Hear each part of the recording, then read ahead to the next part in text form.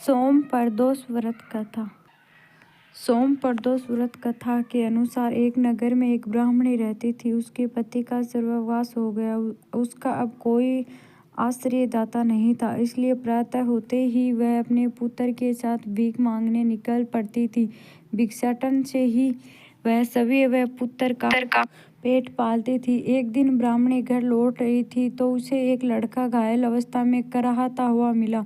ब्राह्मणी दयावश उसे अपने घर ले आई। वह लड़का विदर्भ का राजकुमार था। शत्रु सैनिकों ने उसे अपने राज्य पर आक्रमण कर उसके पिता को बंदी बना लिया था और राज्य पर नियंत्रण कर लिया था, इसलिए इधर उधर भटक रहा था। राजकुमार ब्राह्मण पुत्र के साथ ब्राह्मणी के घर रहने लगा। तभी एक दिन अंशुमति नामक एक गंधर्व कन्या ने राजकुमार को देखा तो वह उस पर मोहित हो गई। अगले दिन अंशुमति अपने माता पिता को राजकुमार से मिलाने लाई। उन्हें भी राजकुमार भा गया। कुछ दिनों बाद अंशुमति के माता पिता को शंकर भगवान ने स्वप्न में आदेश दिया कि राजकुमार और अंशुमति का विवाह कर दिया जाए। उन्होंने वैसा ही किया।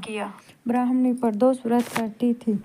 उसके व्रत के प्रभाव और गंधर्वराज की सेना की सहायता से राजकुमार ने विदर्भ से शत्रुओं को खदेड़ दिया और पिता के राज्य को पुनः प्राप्त कर आनंद पूर्वक रहने लगा। राजकुमार ने ब्राह्मण पुत्र को अपना प्रधानमंत्री बनाया। ब्राह्मणी के प्रदोष व्रत के महात्म्य से जैसे राजकुमार और ब्राह्मण पुत्र के दिन फिरे, वैसे ही शंकर भगवान अपने दूसरे भक्तों के दिन भी फेरते हैं। अतः सोम प्रदोष का व्रत करने वाले सभी भक्तों को ये कथा अवश्य पढ़नी चाहिए।